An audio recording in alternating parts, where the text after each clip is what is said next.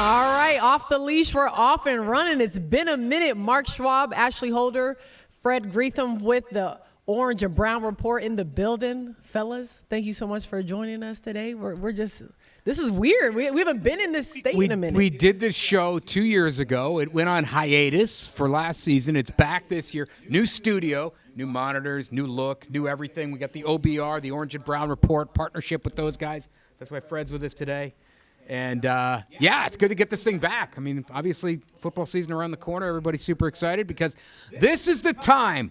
It's the time of the year, guys, before the Browns have lost 10,000 games and people feel somewhat good about themselves. Absolutely. Hope springs eternal. This team, you know, organization has tried to kill off the fans for so long, and they're there. They keep coming back. It's like whack-a-mole, you know, the 0-16, 1-15, but hope springs eternal. Yep. And so it's a brand-new season, and we'll see, you know, what goes. But it's great to be with you guys. Thanks for having me on. I appreciate it. Yeah, Fred, we're happy that you're here. It's crazy because we just heard from the owners, Dee and Jimmy Haslam, and Jimmy was not trying to say what a successful season is going to be. He just knows that it needs to be more than 3 games. And at this point, hopefully that is what we're looking at. So many storylines to get into when it comes to the Browns. What we're going to start with is Martin Emerson, starting cornerback. Tough, already down with an Achilles injury, and that's just not what you want to hear from any of the players, but especially a big guy part of your defense. That's a tough injury, too. I mean, Achilles, sometimes that's real hard to come back from. Sometimes guys, when they come back, they're never the same. It's good that he's not a running back. That seems to be a death knell for running backs. At least it was before J.K. Dobbins started to figure some things out. But for the most part, it's been worse for running backs than other players. Still a devastating injury for anyone. And also, he'd worked so hard in the offseason. It looked like he was trying to really put together a platform year. And boom, now he's down for the rest of the season, and who knows what he's going to be like in 2026. He talked to us just before that, like 2 hours, and how disappointed he was in his previous season, and that he went back to his fundamentals and was ready for a breakout year and all the way around. And this is a contract year for him. And you know, and everything, you just felt so bad. You liked the young man so much. He was right in front of me. I was watching the ball, Joe Flacco, there in 7-on-7, and I saw the corner of my eye, somebody go to the ground immediately. I've seen this before. I pretty much felt it was probably an Achilles because they just collapse, you know, non-contact, and it's just, you saw him. They had to have everybody pick him up, put him on the cart. But, you know, like I said, this defense, think about it. They've lost 3 starters before they even started the season. They knew JOK wasn't going to play, but then Jordan Hicks retired a week ago, and now MJ Emerson. So here's a defense trying to bounce back.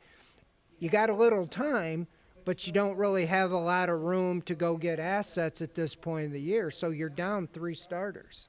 Yeah, you just talked about, we heard from him just a couple of hours before that injury happened. Let's hear what he had to say. Just did a lot of soul searching, honestly, this offseason. It was the toughest year I ever had, you know, team-wise and also personal performance. So I just got into the lab, man, and worked my tail off, and so I can put myself in the best situation for my team, but also my family. Disappointed. Obviously, injuries are the worst part about our game, but he will bounce back. I know what he's made of, and I know he's got our support. He's got his teammates' support. So, football obviously is football. He's a huge piece of our defense, but just as being a brother, like, it's bigger to me. It's bigger than the game of football. A guy that I've seen since the offseason started, been putting in a lot of work. Been one of the last guys to leave the building every single day. A guy that just brings passion, energy.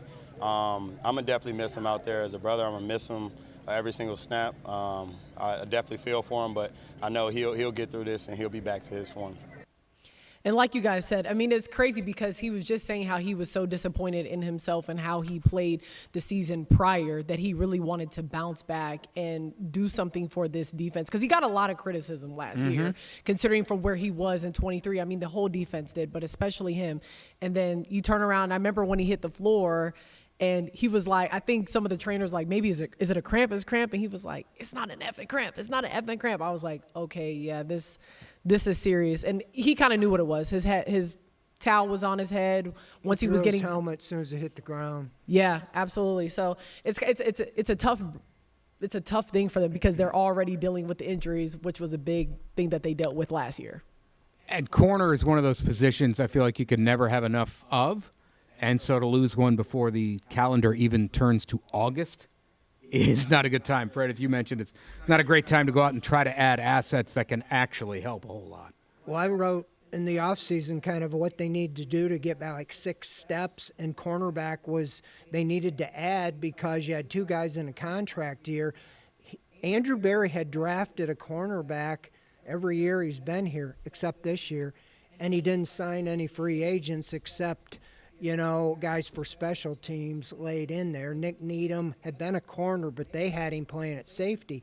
So they really are counting on Cameron Mitchell, Miles Harden, 2 former draft picks, to step up, and the depth is really thin right now. And we saw some glimpses of hope when it came to Cam Mitchell, though. He seems like he's got some talent there, right, that you can continue to keep working with him and he can step in that role. I don't know if he's a Martin Emerson just yet, but some glimpses of hope, because at this point you just got to hold on to something. Well, and Greg Newsome has been wanting to be back outside, and this is his chance now to show what he can do, because he's going to be outside with Ward, and this is his contract year as well. And as you talked to him the other day, he said he's up for it, so it's his chance to really show that he needs to get paid. Well, let's just talk about something that everyone's talking about. We might as well get into the biggest topic of the Browns. It's been the biggest topic, honestly, since I started covering the team, which is the quarterback. And now this is a position, like you said, you want to have depth at the cornerback position. Well, baby, you got depth at this quarterback position for sure. Between Dillon Gabriel, Shedeur Sanders, which is just on every headline, Joe Flacco making his return back, and then Kenny Pickett. We know Kenny Pickett goes down right now with the hamstring injury, but it's still a really, really tough quarterback battle. Seems like he's still very much in it. Haslam seems like they were kind of down that Kenny's out right now. He could have been a front runner, not sure. Flacco's taking a lot of those first team reps right now. Shedeur's making his way in. I feel bad because a lot of people aren't paying attention to Dillon as much as I feel like they should be, but I mean it's a tough battle right now, right? Like, you don't know where you're going to go, but one thing we do know is that we're going to see all of them play, I think. The team told us they liked Dillon Gabriel more than Shedeur Sanders when they drafted Dillon Gabriel 2 rounds higher than Shedeur Sanders. You make a good point. This does not. There's no reading between the lines required here. They were both on the board. They said, "Give us that guy," then passed on the other one 2 more times before trading back up to go get him. They told us which one they like better. Now, where Gabriel slots in with the veterans, I don't know. But I mean, they've only been going at it. They've had a couple of camps and about a mini camp, and so I have a hard time believing Shedeur Sanders has made up all this ground that we should consider him ahead of Dillon Gabriel. We'll see what happens and where Gabriel slots in with the veterans, but I feel like part of that pecking order, they already told us. Yeah, absolutely. I mean, you probably hear it from the fans as well. I mean, I get 20 to 30 comments to 1, on Sanders. Why aren't you showing him more this and that? And it's like, exactly.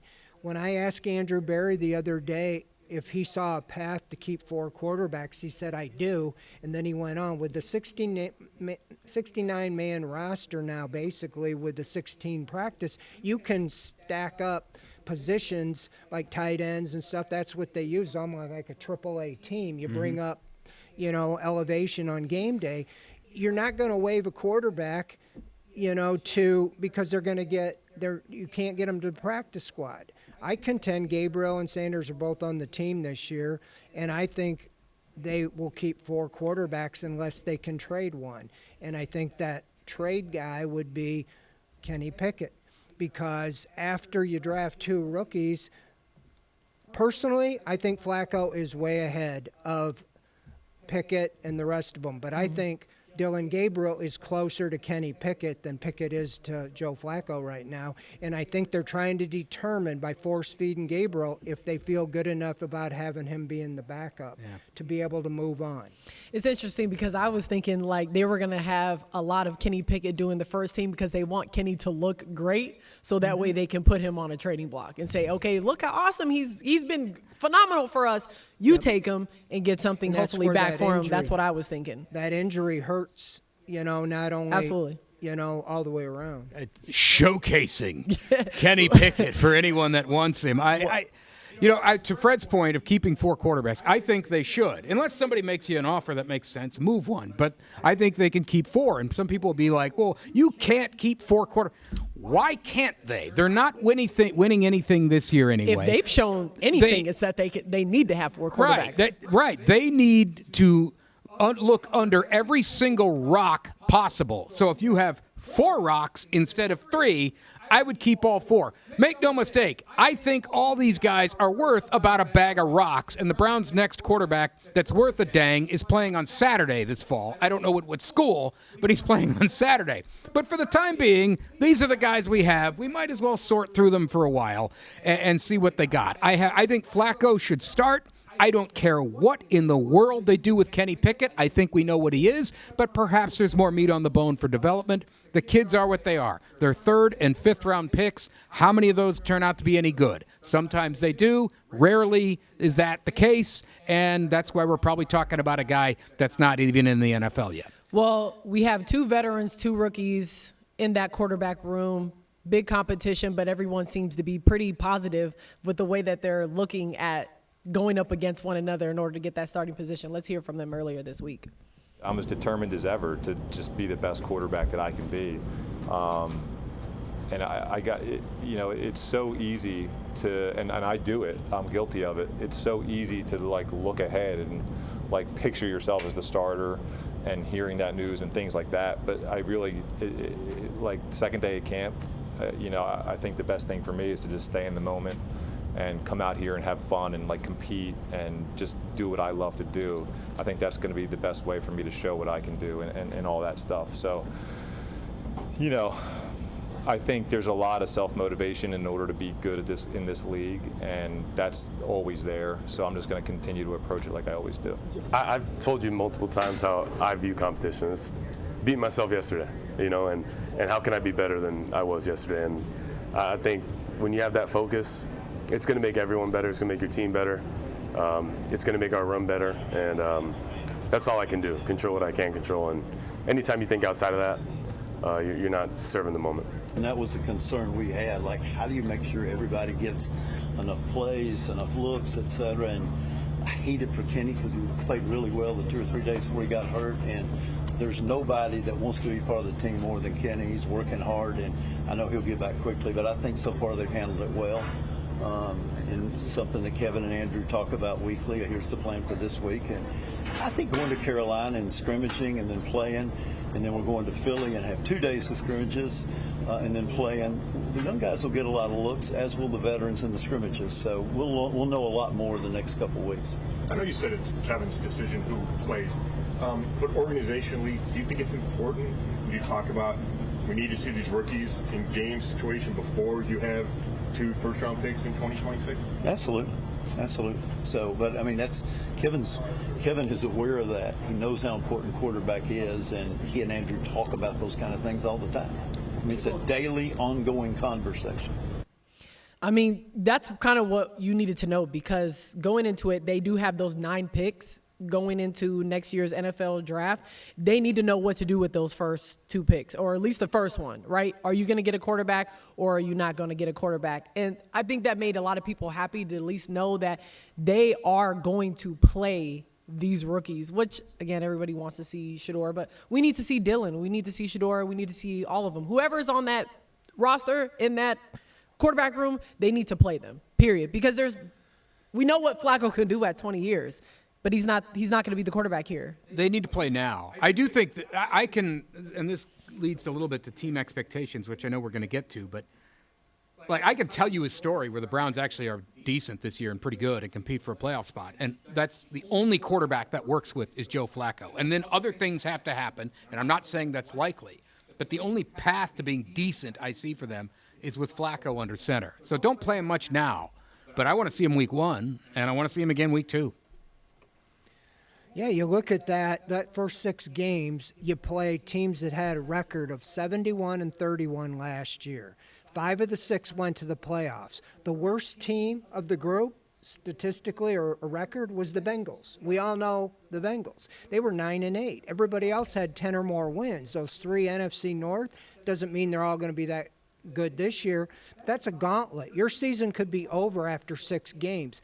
Joe Flacco is the most ready, in my opinion, to go through that. You don't want to throw a rookie out there like everybody wants to and get fed to the wolves. You've seen it. I've seen it where they throw guys out ahead of time.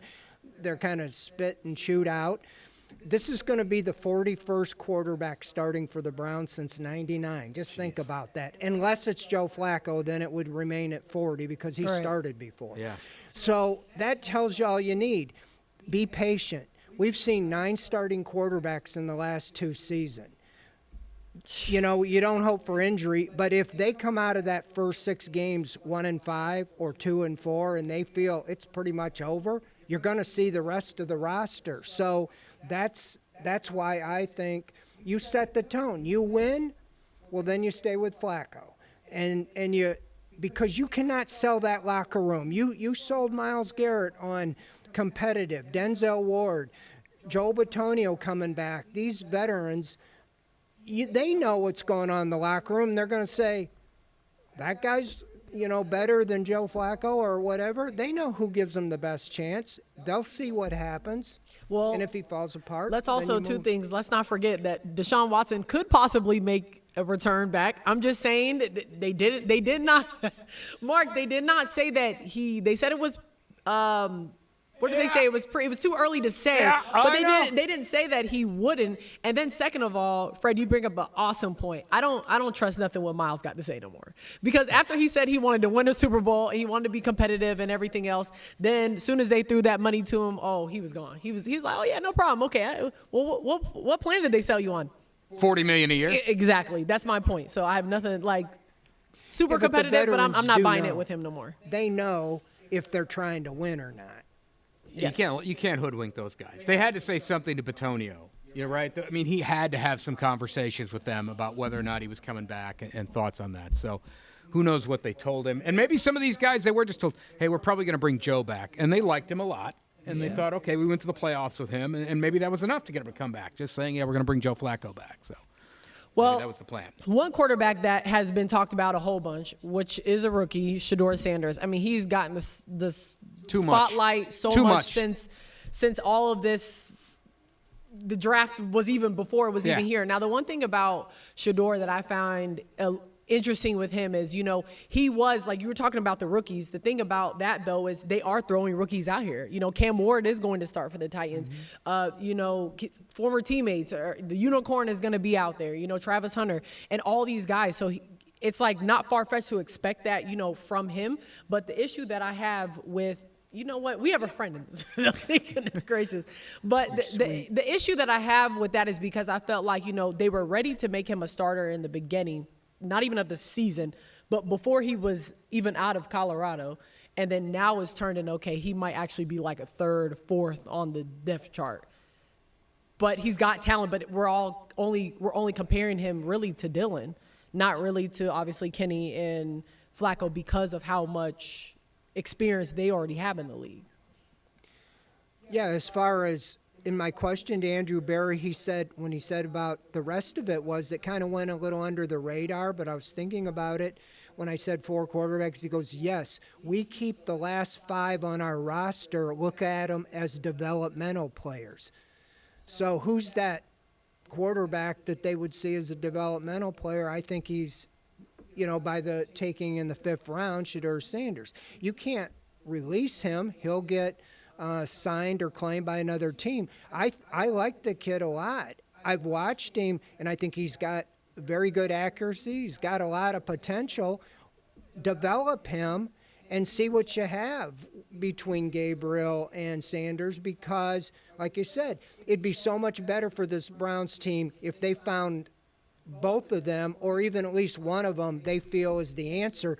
Then you can go get even other positions they need with those 2 first-round picks. But you're right. If they see them all year and they don't feel that they are the guy, they're going to take another rookie next year. And so by no team taking Sanders or anybody number 2, that kind of tells you that the rest of the league didn't look at him like as a Cam Ward, ready to start immediately guy.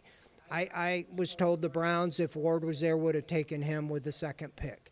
And so that tells you the difference, what they feel. That doesn't mean their evaluation's right. We've seen that time and time again. So I just think they took the right approach here, not throw somebody into it ahead if possible. That's what I think.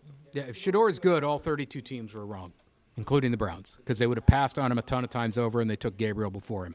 If he's a good NFL quarterback that starts and has a nice career and leads teams places, 32 teams missed. Is that possible? Sure. We always can talk about the rare exception. I don't like to bet on outliers. He's not likely the outlier. He's probably around a fifth-round talent or somewhere around there. That's why we're talking about a guy that's probably going to be – we're going to be talking quarterbacks in the draft a lot. Probably be doing that by Halloween. That's the way this team seems to usually, lead us. That's the way it works around here. But in the meantime, we'll talk about what they got here. I just don't think he's the best one they have here. I'd be surprised if he's even the second best they have one here. So then how would you rank the quarterbacks right now? Me? Flacco, I don't care. Dylan Gabriel, and then Shador. I guess Dylan Gabriel and Pickett to me are about the same. I say I don't care. I just would be shocked if Pickett turns out to be anything. So I just feel like Flacco, Dylan is so tiny out there. Gabriel and so is Russell Wilson, but he's got a probably better arm than Dylan. The Browns could be way wrong on Gabriel. A lot of people thought, wow, that was a reach. They didn't think he'd go in the third round, but the Browns didn't think he'd be there in the fourth round. I was told Miami was looking to take him, and that's why they went up and got. Think about it. Tua, left-handed, smaller guy, injured a lot. I can see them saying this could be a good fit down there. So the Browns like DTR, in the fifth round. He was taken higher than Sanders was. He played really well until he got in games. And there was another guy got thrown. I'm talking about preseason games. I know what he was great as long as he was not playing football. See, he was great in practice. There was a mistake they made by trading Josh Dobbs and then being caught throwing DTR against the Ravens, 2 hours before the first game. Yeah. Well, let's hear from Shador Sanders and his awesome thought process that you will probably appreciate, Mark. Focus on doing me. I'm focused on learning what I need to learn. That's simply it. Are you thinking about winning that job for week one? I don't think nobody in this organization is here if they're not trying to win. Honestly, I think they're trying to win who gives out the best water and Gatorades out here. So it's definitely a competition in everything in life. It's so many cameras out here. It's definitely competition with content, obviously too. So I think everything in life boils down to competition, because I know whenever I get my opportunity, I gotta maximize it. So that's something you have to change in the mentality standpoint, and the mental standpoint is okay. I just got to think about what I could do to get better, even if I'm not getting reps, and it's no problem.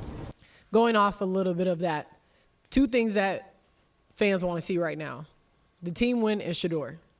That's just the facts of the matter. Shador has the highest selling jersey at this point. The people love this man, and considering what he's done for Cleveland already, for the short amount of time he's been here, the wisdom he drops. I mean, let me tell you something. Dare I say it, I'm turning into a Shador fan. I mean, I like the guy. I think he has. I think he really has a good head on his shoulders. I mean, I really like Deion Sanders already, so I'm already biased off that. But I do think he has the potential to be a good quarterback. Of course, he has work to do, but it does seem like he's really open to learn. I mean, so does Dylan, but he's said all the right things there. Right? That's exactly what a young man should say in his position. I'm here to compete. We're all here to compete. He's not being he's had his moments with speeding tickets and maybe some cockiness, but that was fine. He's doing everything. He's saying everything he's supposed to say right there. No, totally. But I also do believe that it will be a totally different thing when you have someone like Max Crosby coming at you. And a different type of Myles Garrett on the other line, right? It's going to be a total different atmosphere that's why I am excited for preseason, because I do want to see what both of those quarterbacks – I don't really care about Pickett and Flacco. We know that. Mm-hmm. I really do want to see Dylan and Shador out there for preseason, and then I can't wait to actually see them play in the season, which makes me believe that they have to keep all these quarterbacks. I kind of believe that they will keep all of them. last year they kept 4 quarterbacks, and then on the initial 53, and then tried to trade Jameis Winston or Tyler Huntley. They couldn't trade either at the time, so they cut Huntley. So I can see the same thing this year, but as you know, like you said, Kenny, they look at the quarterback as an asset. If another team needs a quarterback, you know, Kenny Pickett's the most tradable, $2.6 million. He's played a little in the league, and they're not going to trade the rookies, in my opinion. I don't think you can trade Joe Flacco. You might just cut him and say, if we need him back, we'll get him back.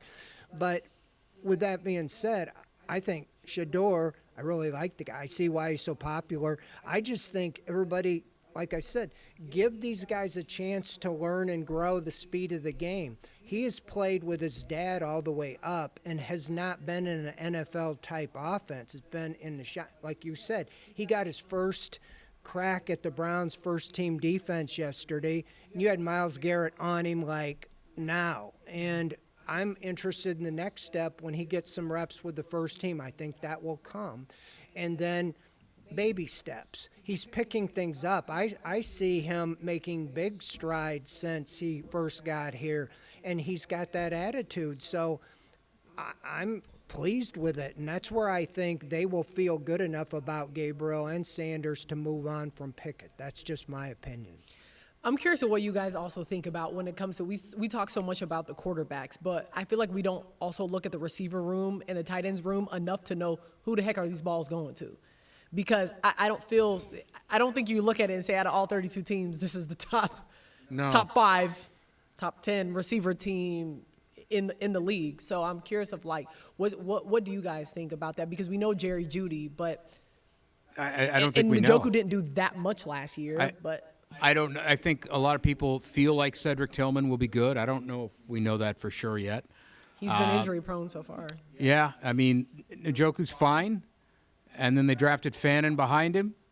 There's nobody. I mean, Jeudy is, if he's your second best receiver, you're pretty good. If he's your first best, I want to see who your second best is. And if it's Cedric Tillman, I don't feel real good about it. And the third might be Deontay. Yeah, right, Deontay Johnson. And who's trying to keep his way in the league. I don't think there's anything elite about this aerial offense, which is why somebody like Joe Flacco, who's probably just going to hand off and try to do what he can, and he can get it downfield and make a season. But I don't. That's where you kind of want the veteran who maybe has a little more savvy, because I don't know if Shedeur or Dillon or whoever, who's the ball, just get it in this guy's hands. They don't have that guy. Right? They don't have that guy. And that's why I think that also plays off of the quarterback, as much as that receiver room matters for how well they do as well. I just saw PFF, I think, ranked the Browns wide receivers as 32nd, the worst. Oh, wow. And I went into the offseason saying the third biggest need the Browns had, beside quarterback at 1, was wide receiver. And here's another thing. Andrew Berry had always drafted a wide receiver, no higher in the third round, but he had drafted one.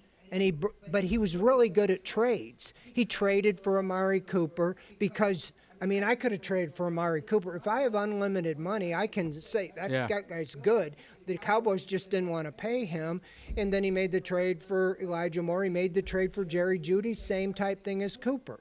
This time last year, the top 3 were Amari Cooper, Jerry Jeudy potentially, and Elijah Moore. 2 of the 3 aren't here. He's totally relying on those draft picks that he made, and they just cut one of them yesterday, Mike Woods, because he hadn't been on the field since training camp going.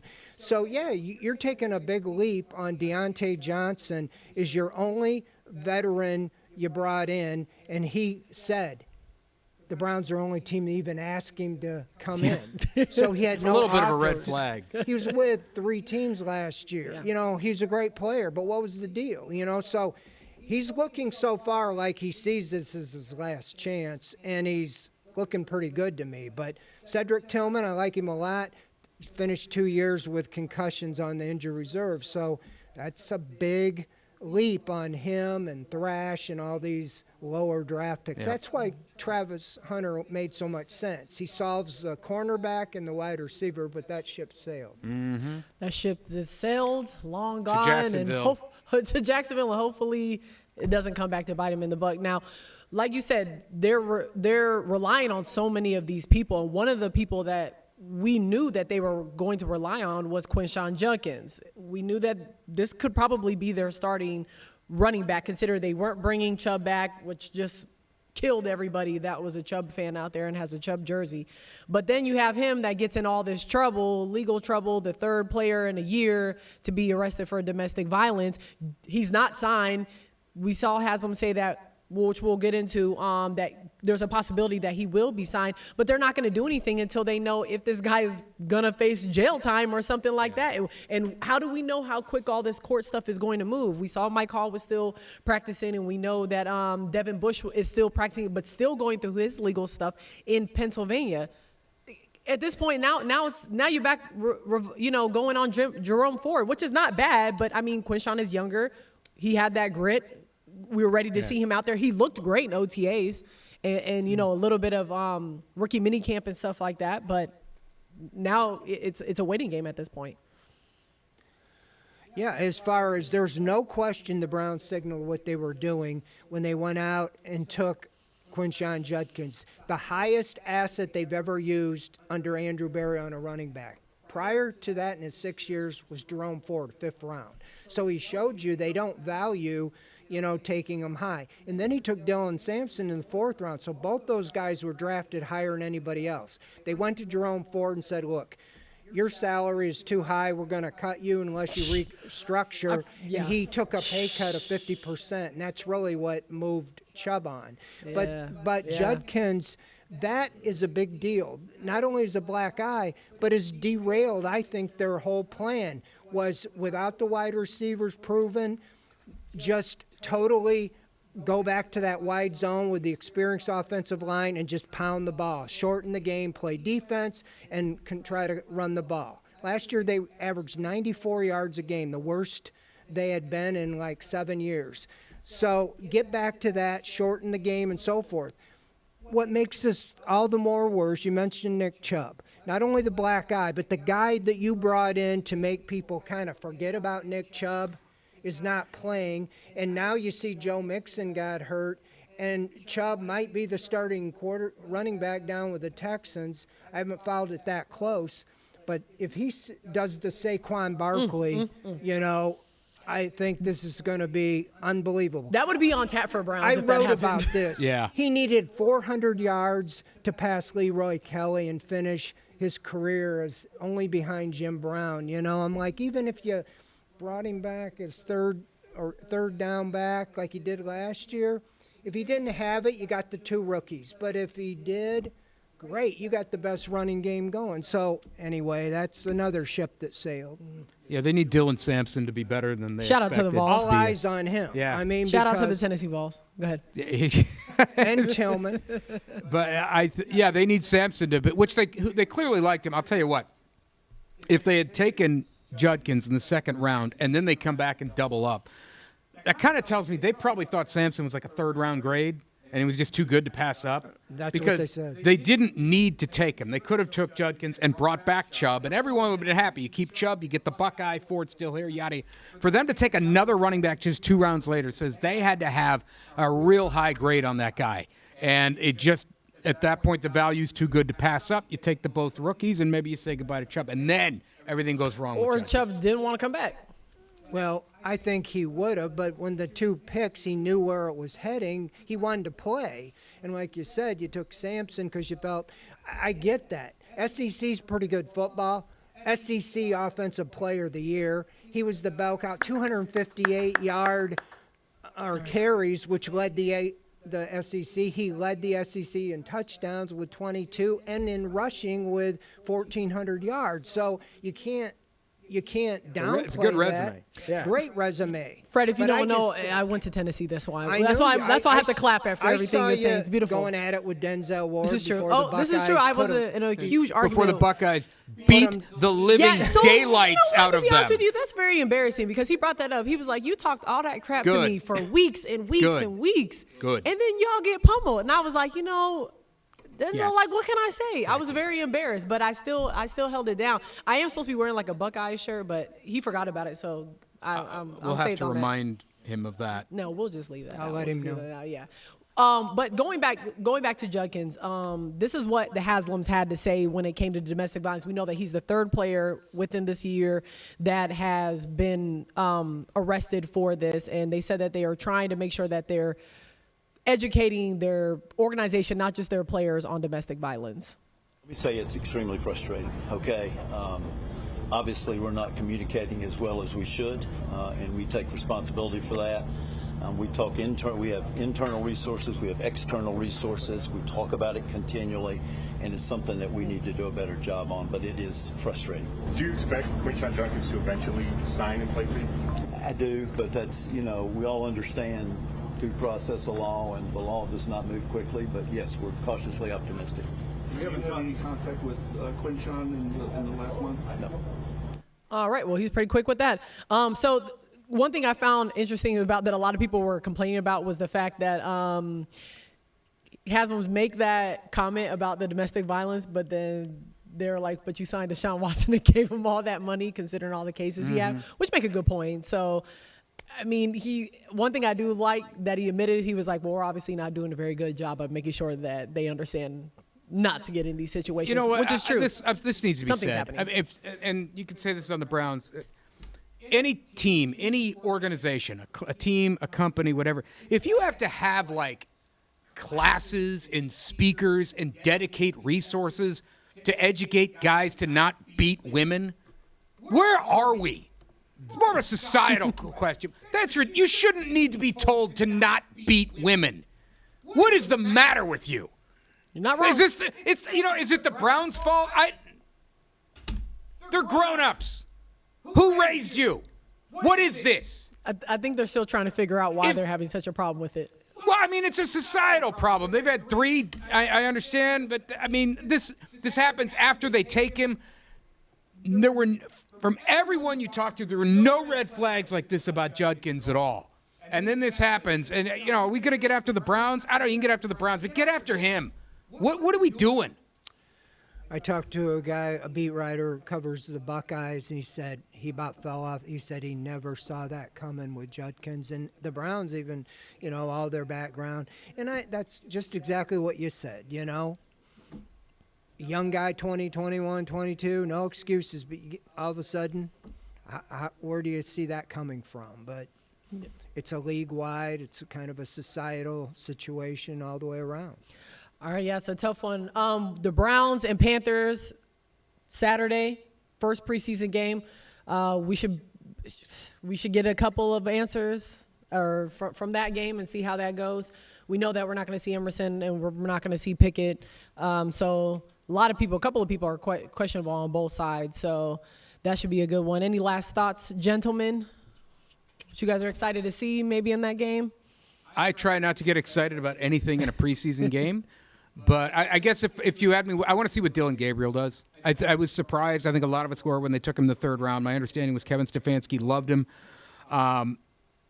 They obviously have a need at quarterback. They decided that was the best guy to help them in the draft. I want to see what he does. I'm not that excited about Shador because I just think he's a late-round pick. I try not to get too excited about 5th, 6th, 7th-round quarterbacks.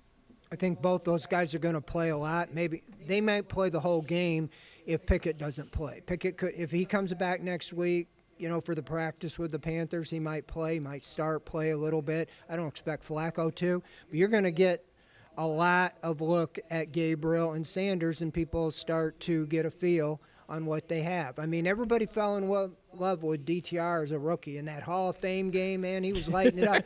You got to realize these guys are playing. Yeah. They're playing against dudes that'll be driving a Pepsi truck in a month. They're going to be cut, true. 53 with 90. Yeah, half of them, and nobody wants their guys to get hurt, so they're playing those 3rd and 4th team guys. So that's where you shine. All right. Well, it's going to be a good one. Guys, remember that the podcast is back. Off the Leash. You can always check it out on cleveland19.com. Make sure you go to the sports tab, and then you can click the Off the Leash tab. Fred, thank you so much for joining us today. We're definitely going to have you back more and more. As much as you will have us and not be, annoyed by us, we know that Mark sometimes can push people away, so it gets a little crazy. No, I'm just kidding. But no, thanks so much, Fred, for joining us. Appreciate it. We'll be back here every week. It's gonna be a good one. Leah Doherty will be with us. Leah's on special assignment. Yeah, she's on special assignment. Which is to say, she's using PTO. Absolutely. So shout out to our girl Leah. We'll have her with us next time, and we'll be here through the whole season. It's gonna be a good time. Guys, thanks for joining me with this awesome Excited ride. to work with you guys. We're excited too, Fred. We'll love get to have you on. We'll get more of the folks on from the OBR along the way. We'll do this once a week during the preseason, and then during the regular season, this is going to transition to a Sunday. Kind of a post-game conversation. Yep, so we're going to drag you right over from the stadium right on over here. And shout out to everyone. You're not busy after a game, right? No, there's nothing to do. We got other people that can do what I do. And shout out to everyone, our hard-working co-workers at our station that put this amazing set together, because this is awesome. It took a lot of work. So shout out to Tim, Brian, Scott, and Pete. You guys are awesome. You guys did an amazing job putting this together. We will catch you next time. This is Off the Leash. See ya!